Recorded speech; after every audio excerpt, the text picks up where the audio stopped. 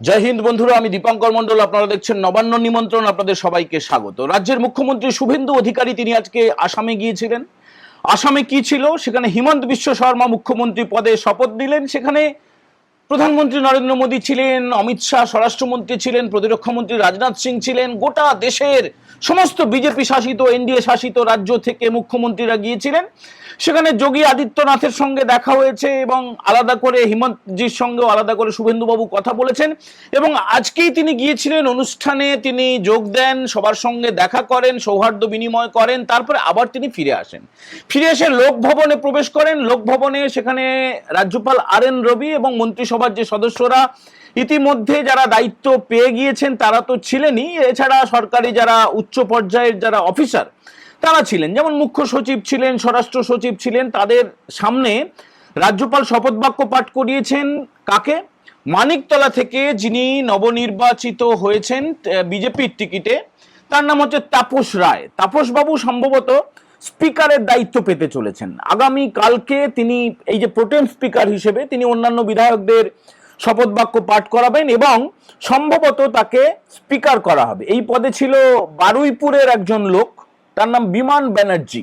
মানে দিনের পর দিন সাসপেন্ড করেছে যখন বিরোধী দলনেতা ছিলেন শুভেন্দুবাবু, এবং তার পাশাপাশি বিজেপি পরিষদীয় দলের যত সদস্য, মানে যারা এখন মন্ত্রী হয়েছেন বা মন্ত্রী হননি, যখন তখন যাকে খুশি সাসপেন্ড, বুঝলেন তো, যাকে খুশি।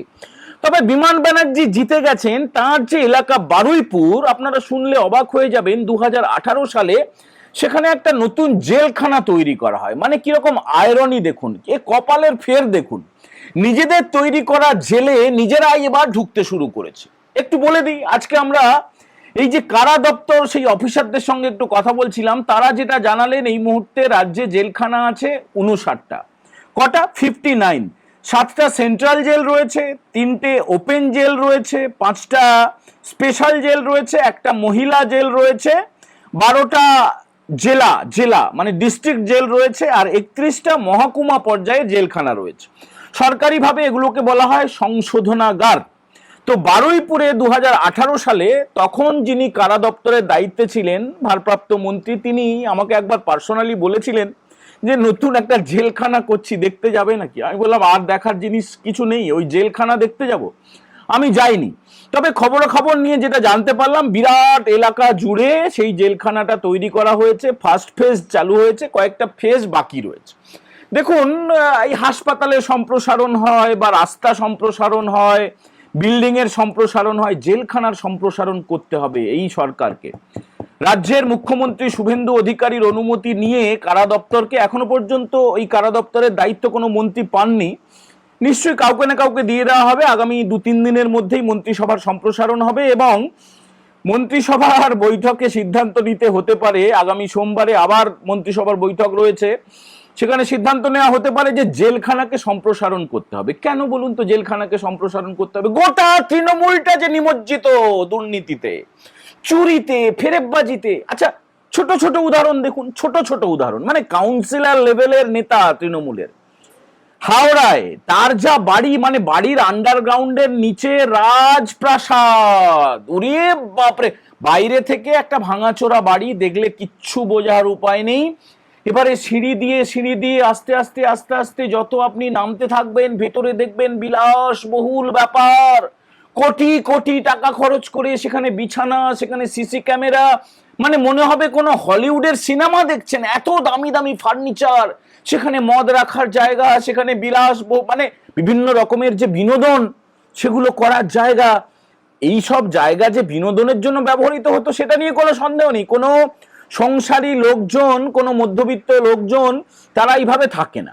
আচ্ছা, তৃণমূলের আপনাদের কোনো ধারণা আছে এই যে ভাইপো নামক যে বস্তুটা রয়েছে, যার Z+ সিকিউরিটি দিয়েছিল তার পিসি, মানে প্রাক্তন মুখ্যমন্ত্রী মমতা ব্যানার্জি, তার ভ্রাতুষ্পুত্রকে Z+, সামনে পিছনে ডায়ে বাঁয়ে গাড়ি গাড়ি ট্যা ট্যা প্যা প্যা, কয়েক হাজার পুলিশ আপনার আমার পয়সায়, বুঝলেন তো, ট্যাক্সের পয়সায়, আমার আপনার ট্যাক্সের পয়সায়। আর তৃণমূলের তোলাবাজির পয়সায়, তোলাবাজি, যা যা কিছু ট্যাক্স, যত টোল প্লাজা, অবৈধ টোল প্লাজা, অবৈধ বালি, অবৈধ কয়লা, অবৈধ সোনা, চাকরি চুরি, এই যে পুরো নিয়োগ কেলেঙ্কারিতে চুরি হয়েছিল, তার সাগরেদ, ভাইপোর সাগরেদ সুজিত বসু, তাকে তো গড়াতে ঢুকিয়ে দেওয়া হয়েছে। একে একে সব উঠছে বন্ধুরা, একে একে উঠছে, লাইন বাড়বে। এই কারণে শুরু করলাম জেলখানা দিয়ে, জেলখানার সম্প্রসারণ করতে হবে। আর গর্গ চ্যাটার্জি বলে একটা মালকে তোলা হয়েছে, ভাঁড়কে তোলা হয়েছে, সে মমতা ব্যানার্জিকে সাপোর্ট করতো। তোলামূলকে কি করে আরো বেশি সাপোর্ট করা যায়, তোলামূলকে কি করে জেতানো যায়, তোলামূলের কি করে স্লোগান লেখা যায়। আচ্ছা করে আজকে কলকাতার কোন একটা জায়গায় মিটিং করছিল, তারা ভেবেছে এখনো পর্যন্ত তোলামূলের সরকারটা রয়েছে, রাস্তা আটকে অবৈধভাবে মিটিং হচ্ছিল, পুলিশ আচ্ছা করে ওষুধ দিয়েছে, আচ্ছা করে ওষুধ দিয়ে দিয়েছে, মানে একদম যতটা ওষুধ দিতে হয়। বলেছিলাম না ডান্ডা ডান্ডা বাটাম, মনে আছে, বাটাম দিয়ে সাইজ করা হবে, সাইজ করাটা শুরু হয়েছে। দাঁড়ান দাঁড়ান, যুব এবং ক্রীড়া দপ্তর, উত্তরবঙ্গ উন্নয়ন দপ্তরের দায়িত্ব পেয়েছেন নিশীথ প্রামাণিক, তিনি আজকে জানিয়েছেন ওই যে মেসি কাণ্ডে ফাইলটা খোলা হবে, মেসি কাণ্ডের ফাইলটা খোলা হবে। অরূপ বিশ্বাস পেটে হাত দিয়ে, ভুঁড়িতে হাত দিয়ে, চুলে হাত দিয়ে সেলফি তোলা, হাজার হাজার লক্ষ লক্ষ মানুষকে বঞ্চিত করা, পিছনে বিরাট বড় একটা স্ক্যান্ডেল রয়েছে, দুর্নীতি রয়েছে। ওই ফাইলটা খুললে অরূপ বিশ্বাসের কি হবে? এই যে স্কুল শিক্ষা দপ্তরে সীমাহীন দুর্নীতি, ব্রাত্য বসু কি বাইরে থাকবে? কি মনে হয় আপনাদের, কি মনে হয়? এই যে মধ্যশিক্ষা পর্ষদ, রামানুজ গাঙ্গুলি শুনলাম পদত্যাগ করেছেন, উচ্চ মাধ্যমিক শিক্ষা সংসদে পার্থ কর্মকার এখনো পদত্যাগ করেছেন বলে আমি শুনিনি এখনো। আর উচ্চ মাধ্যমিক শিক্ষা সংসদের সচিবকে জানেন? বালু মল্লিক। বালু মল্লিক রেশন কেলেঙ্কারিতে যে জেল খেটে এসেছিল, সেই বালু মল্লিকের মেয়ে প্রিয়দর্শিনী মল্লিক, সে নাকি টিউশন পড়িয়ে কোটি কোটি টাকা আয় করেছে। তাকে যখন জিজ্ঞেস করা হয়েছিল এত কোটি টাকা আপনি পেলেন কোথায়, এত কোটি টাকা কোথায় পেলেন ভাই? না আমি টিউশন পড়াই, টিউশন পড়িয়ে নাকি ওই প্রিয়দর্শিনী মল্লিক তিনি কোটি কোটি টাকা আয় করেছেন। আর সুজিত বসুর তো কেলেঙ্কারিগুলো আরো সামনে আসবে। এখনো পর্যন্ত টুকটাক যা জানা যাচ্ছে, লকডাউন চলছে, সব দোকান বন্ধ, বাজার বন্ধ, গাড়ি ঘোড়া বন্ধ, আর তার রেস্টুরেন্টে নাকি কোটি কোটি টাকা আয় করছে, কোটি কোটি টাকা আয় করছে। বন্ধুরা, প্রাথমিক শিক্ষা পর্ষদের গৌতম পাল এখনো পদত্যাগ করেছেন বলে শুনিনি, তার মানে আছে এখনো। মধ্যশিক্ষা পর্ষদটা করেছে, উচ্চ মাধ্যমিক শিক্ষা সংসদ এখনো করেছে বলে শুনিনি, মানে সব হচ্ছে তোলামূলের লোকজন, বুঝতে পারছেন? কলেজ সার্ভিস কমিশনের কেউ পদত্যাগ করেছে বলে এখনো শুনিনি। স্কুল সার্ভিস কমিশনের লোকটি একটু ভদ্রলোক, সিদ্ধার্থ মজুমদার, বেহায়া নয়, দোকান কাটা নয়, নির্লজ্জ নয়, ইতর নয়। এই জন্য তিনি বাবা ভেবেছেন যে আমি, সরকার আমাকে মনোনীত করেছিল, সরকার আমাকে বসিয়েছিল, আমি বাবা চললাম। তিনি একটা ভদ্রলোকের মতো তিনি ইস্তফা দিয়ে দিয়েছেন। স্কুল শিক্ষা দপ্তরের অফিসটা কোথায়? বিকাশ ভবনে। বিকাশ ভবনে এগুলো পৌঁছে গেছে। এখনো পর্যন্ত অদ্ভুত একটা কথা শুনবেন, কলকাতা পুরসভার একজন কাউন্সিলর, কলকাতা পুরসভার 1 নম্বর ওয়ার্ডের কাউন্সিলর কার্তিক চন্দ্র মান্না, সিপিএম এর আমলে, আজ থেকে 15 বছর আগে, আরো অনেক আগে থেকে আমি বলছি, সিপিএম এর 34 বছরে এসে বিরাট ভোগ করেছে, বিরাট সিপিএম এর নেতা, বিরাট একদম বিরাট বড় নেতা। তারপরে তোলামূল যখন এলো, তোলামূলের সময় আবার সে বিরাট নেতা। কি মধু খেয়েছে বন্ধুরা, ভাবতে পারবেন না। ডিপিএসসি বলা হয় না, ডিস্ট্রিক্ট প্রাইমারি কাউন্সিল, মানে জেলা প্রাথমিক শিক্ষা সংসদের দায়িত্বে সিপিএম এর আমলে ছিল, গত 15 বছর ধরে আছে। এখন আবার গেরুয়া আবির মেখে বলছে আমি বিজেপি। ভাবতে পারেন, ভাবতে পারেন এরা কত অসভ্য। আর কলকাতা পুরসভার কাউন্সিলর, আপনারা যারা বাইরে থেকে দেখছেন ভাবতে পারবেন না কি মধু রয়েছে এখানে। একজন কাউন্সিলর আমাকে একবার বসে বলছিলেন, মানে আড্ডার ছলে বলছিলেন যে ভাই দীপঙ্কর, আমরা যদি বাড়িতে বসে থাকি, বাড়িতে আমি কাউকে চাইবো না টাকা, কোটি কোটি টাকা ইনকাম করব, কোটি কোটি টাকা লোকে দিয়ে যাবে। কলকাতা আসলে যেহেতু মেট্রোপলিটন, সেখানে জমির দাম, সেখানে বাড়ির দাম, সেখানে বিরাট কদর রয়েছে, একসময় ব্রিটিশ আমলে রাজধানী ছিল, ফলে A1 সিটি, এখানে একটা কাউন্সিলর হওয়া মানে হাজার হাজার কোটি টাকা। কার্তিক চন্দ্র মান্নার মতো লোকেদের ছবি আমি দেখাতে বাধ্য হচ্ছি। আমি দর্শক বন্ধুদের প্রত্যেকটা বক্তব্য পড়ি। আমার আগের এপিসোডে একজন দর্শক বন্ধু জানতে চেয়েছেন প্রতিদিন থেকে কুণালকে কবে তাড়াবে। তিনি সম্ভবত বলতে চেয়েছেন সংবাদ প্রতিদিন থেকে কুণাল ঘোষকে কবে তাড়াবে? দেখুন, মিডিয়াতে আপনারা জানেন যে সবাই ওই পা চাটা চটি চাটা পদলেহনকারী লোকেদেরকে এই মমতা ব্যানার্জি বসিয়ে রেখেছিল। তার মধ্যে বিশ্ব মজুমদার বলে একটা বিরাট বড় ফেরেববাজ চোর, বিরাট বড় অভিযুক্ত, তাকে TV18 বাংলা সম্ভবত বা নিউজ18 বাংলা বলে একটা চ্যানেল আছে এখনো, সেই চ্যানেল থেকে সে পদত্যাগ করেছে না লাথি মেরে বের করেছে, মোটামুটি এখন নেই। তো সংবাদ প্রতিদিন দপ্তরটা হচ্ছে এই কুণাল ঘোষ, এখন তিনি বেলেঘাটায় নির্বাচিত হয়েছেন তৃণমূলের টিকিটে, শপথ গ্রহণে নিশ্চয়ই যাবেন, বিধায়ক হবেন। সংবাদ প্রতিদিন কর্তৃপক্ষ তাকে রাখবে কি রাখবে না সেটাকে পার্টি অফিস হিসেবে ব্যবহার করা হয়, আজ পর্যন্ত করা হয়। আজকে সংবাদ প্রতিদিনের ডেডলাইনেও কুণাল ঘোষের নাম আছে কনসাল্টিং এডিটর হিসেবে। মানে পাতায় কি ছাপা হবে, ছবি কি ছাপা হবে, খবরটা কতটা যাবে যাবে না, কাকে চমকাবো ধমকাবো, সব সিদ্ধান্তটা হচ্ছে কুণাল ঘোষের। কোনো রকমের কোনো ব্যক্তিগত জায়গা আজকে আমি বলবো না। তো কুণাল ঘোষকে সংবাদ প্রতিদিন কর্তৃপক্ষ সম্ভবত না রাখার পক্ষে, তবে কিছু ব্ল্যাকমেলের খেলা চলে ইত্যাদি ইত্যাদি। দেখা যাক, এখন আগামী 2-3 দিনের মধ্যে হয়তো কিছু একটা খবর আমরা দিতে পারবো যে কুণাল ঘোষকে রাখলো না ছাঁটলো।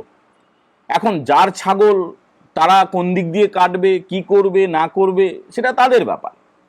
কিন্তু সংবাদপত্র, টেলিভিশন চ্যানেল এগুলোকে যে তৃণমূলের পার্টি অফিসে পরিণত করা হয়েছে গত 15 বছরে, সেটা নিয়ে আমাদের কোনো সন্দেহ নেই, কোনো রকমের সন্দেহ নেই। এবারে একটুখানি আপনারা আজকের দিনটার দিকে লক্ষ্য রাখুন, কেন জেলখানা ডাকছে। আমরা থাম্বনেল করেছি যে জেলখানা ডাকছে, কেন ডাকছে বলছি। আচ্ছা, এই যে বারুইপুরে যে জেলখানাটা হয়েছে, সরকারি সূত্রে আমরা খবর পাচ্ছি এটা সম্প্রসারণ করা হবে। কেন করা হবে? তার কারণ পিসি ভাইপো তাদের যে পা চাটা পদলেহনকারীরা, যারা দুর্নীতিগ্রস্তরা, তাদেরকে তোলা শুরু হবে। দেখুন, ফাইল তো খুলবে, আমরা বলেছি আগে, আমরা বলেছি তো বটে, এর আগে প্রধানমন্ত্রী বলেছেন, অমিত শাহ বলেছেন, স্বরাষ্ট্রমন্ত্রী, মুখ্যমন্ত্রী শুভেন্দু অধিকারী তিনি নিজে বলেছেন যে ফাইল খুলবে, সমস্ত হিসাব হবে। প্রচারের সময় বলেছেন, দায়িত্ব নেওয়ার পরে বলেছেন, নবান্নে বৈঠকে শীর্ষ কর্তাদেরকে বলেছেন যে কোনো ফাইল ফেলে রাখবেন না ভাই, তাড়াতাড়ি খেলা শুরু করে দিন। খেলা শুরু হয়ে গেছে। সুজিত বোসকে তো ইডি গ্রেপ্তার করেছে। আর বারুইপুরের একজন আইসি ছিলেন, বারুইপুরের আইসির নাম হচ্ছে সমর দে, আরেকজন অফিসার ছিলেন, তাদের এখনো পর্যন্ত ঘোর কাটছে না। পা চেটে চেটে চেটে চেটে, মানে চটি সেদ্ধ খায়, চটি ভাজা খায়, হজমটা তো করতে হবে, কয়েকদিন সময় লাগবে। সবে 4 তারিখে ফল প্রকাশ হয়েছে।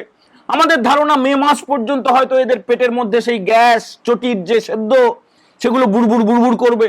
তার ফলে এরা এখনো ভাবছে যে তাদের যে আরাধ্যা রাক্ষসী আর তাদের যে আরাধ্য রাক্ষস মানে পিসি ভাইপো, তারাই হয়তো রাজত্ব করছে, এরকম একটা দুঃস্বপ্নের মধ্যে আছে, তারা দিবা স্বপ্নের মধ্যে আছে।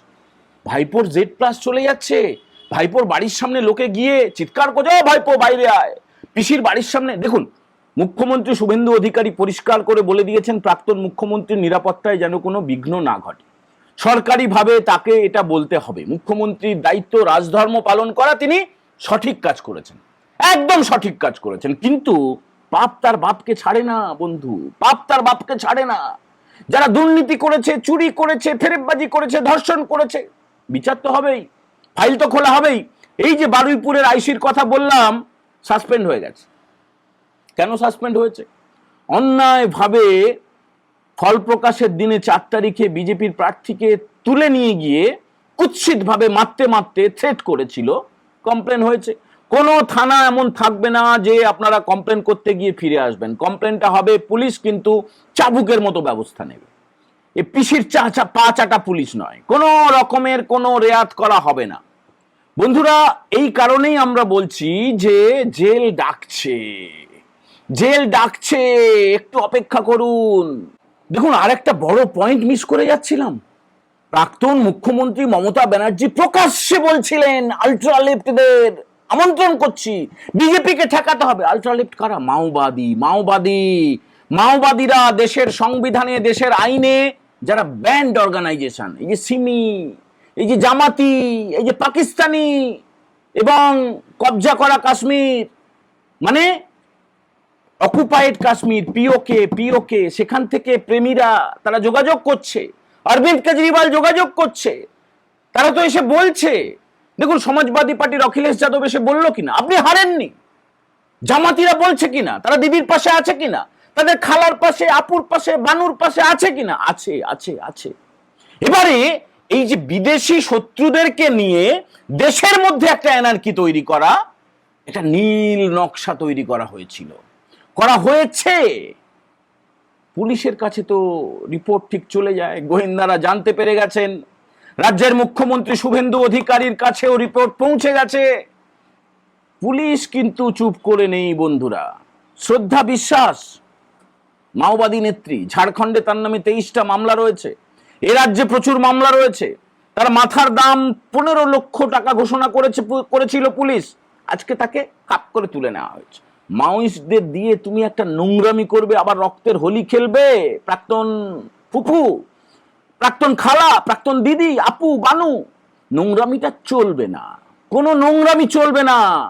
শুভেন্দু অধিকারীর নাম যতদিন থাকবে, শুভেন্দু অধিকারী যতদিন মুখ্যমন্ত্রী থাকবেন, যতদিন এ রাজ্যে বিজেপি সরকারটা থাকবে, ওই নোংরামিটা, ট্যাঁদরামিটা, বাঁদরামিটা, ফেরেববাজিটা বন্ধ বন্ধ। আর ওইসব চলবে না। শ্রদ্ধা বিশ্বাসকে পুলিশ অ্যারেস্ট করেছে। মাধাই পাত্র নামে আরেকজন মাওয়িস্ট, মাওবাদী, সে আত্মসমর্পণ করেছে। কলকাতা পুলিশের হেডকোয়ার্টার লালবাজার থেকে প্রেস কনফারেন্স করে পুলিশ কমিশনার একথা জানিয়েছেন এবং তিনি তাকে সামনে হাজির করেছিলেন। আপনারা হয়তো কেউ কেউ দেখেও ফেলেছেন। ফলে যত পারো, মানে অদ্ভুত ব্যাপার জানেন তো, অদ্ভুত ব্যাপার। এই যে গর্গ চট্টোপাধ্যায় বলে বাংলা পক্ষের একটা ভাঁড়কে অ্যারেস্ট করা হয়েছে, তার কাছে 24 রাউন্ড গুলি পাওয়া গেছে। সে বলছিল যে এই যে হ্যাকিং করে এই সব ইভিএম গুলোকে উলট পালট করে দেওয়া হয়েছে, এটা অসভ্য। সে যখন অ্যারেস্ট হয় তার কাছে 24 রাউন্ড গুলি পাওয়া গেল। এরপরে হঠাৎ করে এই যে লেফট লিবারাল যাদেরকে বলা হয়, মমতা ব্যানার্জির বন্ধু যারা, তারা ফেসবুক ফাটিয়ে দিচ্ছে, ইউটিউব ফাটিয়ে দিচ্ছে, সোশ্যাল মিডিয়া ফাটিয়ে দিচ্ছে, নিঃশর্ত মুক্তি চাই। ভাবতে পাচ্ছেন? ভাবতে পাচ্ছেন? ক্রিমিনালকে ছেড়ে দিতে হবে, ক্রিমিনালকে ছেড়ে দিতে হবে। সেটা তো মমতা ব্যানার্জি 2011 সালে ক্ষমতায় আসার পরেই কয়েক ঘন্টার মধ্যে একদম ট্রেন্ডিংটা শুরু হয়েছিল দুপুর থেকে। আমরা ছিলাম হরিশ চ্যাটার্জি স্ট্রিটে, ওই মমতা ব্যানার্জির বাড়ির সামনে উঠোনে। পরে তো বিলাসবহুল হয়ে গেল। উল্টো দিকে আদিগঙ্গার উল্টো দিক থেকে, জেলখানা থেকে যেভাবে হর্ষধ্বনি, আনন্দধ্বনি হচ্ছিল, সেখানেই টের পাওয়া গিয়েছিল এই সরকারটা গোটাটা ক্রিমিনালের সরকার হবে। তারপরে মমতা ব্যানার্জি মুখ্যমন্ত্রীর শপথ নেওয়ার পরে চলে গেলেন থানার মধ্যে ক্রিমিনালকে ছাড়াতে। মনে নেই? মনে নেই আপনাদের? তো সেই যে দল, একটা ক্রিমিনাল মাইন্ডেড দল এবং তাদের বন্ধুরা, তারা তো বলবেই গর্গ চট্টোপাধ্যায়ের নিঃশর্ত মুক্তি দিতে হবে। আহারে সোনা গো আমার, বাবা গো আমার, বাছা গো আমার, ক্রিমিনালকে ছেড়ে দিতে হবে। ভাবতে পাচ্ছেন? বন্ধুরা, যারা প্রথমবার আমাদের চ্যানেলটা দেখছেন, দয়া করে একটু সাবস্ক্রাইব করে বেল বাটনে প্রেস করে দেবেন, আর আপনাদের মহামূল্যবান কমেন্ট করতে ভুলবেন না। আপনাদের পরামর্শ, আপনাদের ভালোবাসা আমাদের চলার পথের একমাত্র পাথেয়। যদি কেউ মনে করেন যে আরো বেশি করে পাশে থাকবেন, তাহলে সুপার থ্যাঙ্কস পাঠাতে পারেন। চ্যানেলের ব্যানারে দেওয়া যে কিউআর কোড রয়েছে সেখানে স্ক্যান করে সাহায্য পাঠাতে পারেন। আর যদি ভালো লাগে এই এপিসোড, তাহলে একটু বন্ধুদের সঙ্গে শেয়ার করে লাইক করে দেবেন।